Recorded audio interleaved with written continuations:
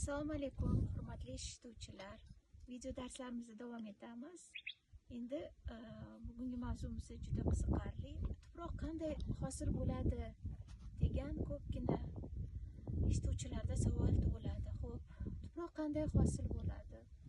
Tuproq hosil bo'lish uchun 5 ta omil, ya'ni iqlim sharoiti, ona jins, relyef, vaqt va organizmlar bilan bir qatorda nurash jarayoni bo'lishi shart. Xo'p, nurash jarayoni nima?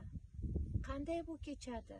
Nima bilan bog'liq degan savollarga mana quyidagi nimamizni ko'rishimiz mumkin. Nurash deganda, nurash bu turli xil omillarni, ya'ni bu iqlim sharoiti, organizmlar, birorta bir mexanik kuchlar ta'sirida minerallarni parchalanishi, nurashi tushuniladi.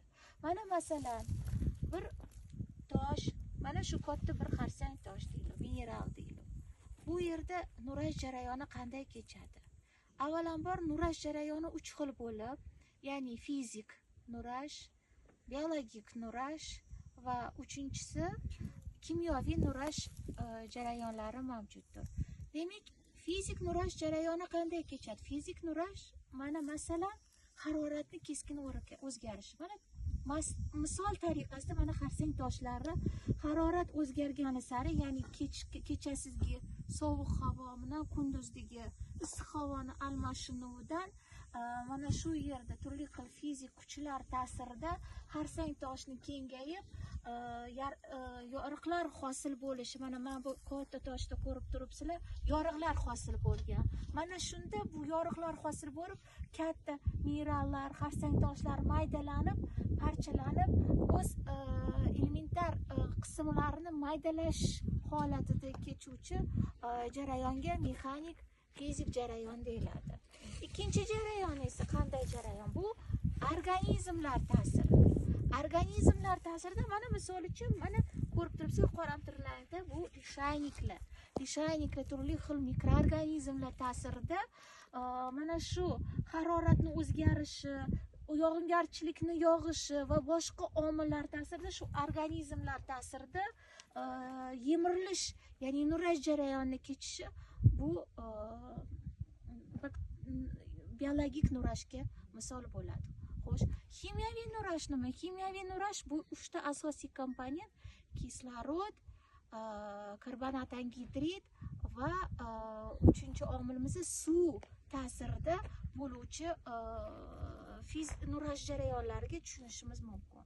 Yana bir ko'rsatkich, nurashda mana shu minerallar o'zini hajm og'irligini ham o'zgartirishi mumkin va sifat ko'rsatkichini ham o'zgartirish mumkin. Bu nima degani?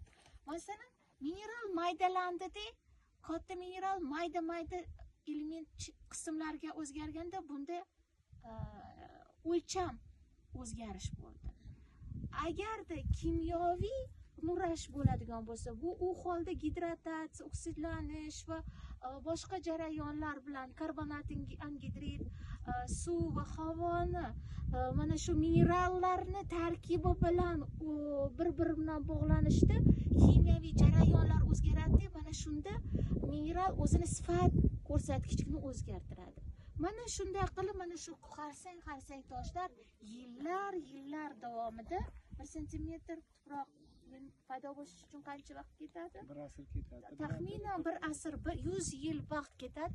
Mana shunday sekin-sekin, asta-sekinlik bilan ketadigan jarayonlarga bizda nurash jarayoni deyiladi. Va tuproq hosil bo'lishda aynan shu nurash jarayoni va 5 ta asosiy omil, ya'ni qanday omillar?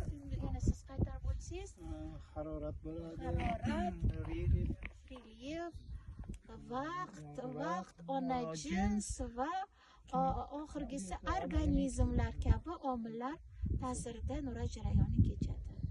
E'tiboringiz uchun rahmat.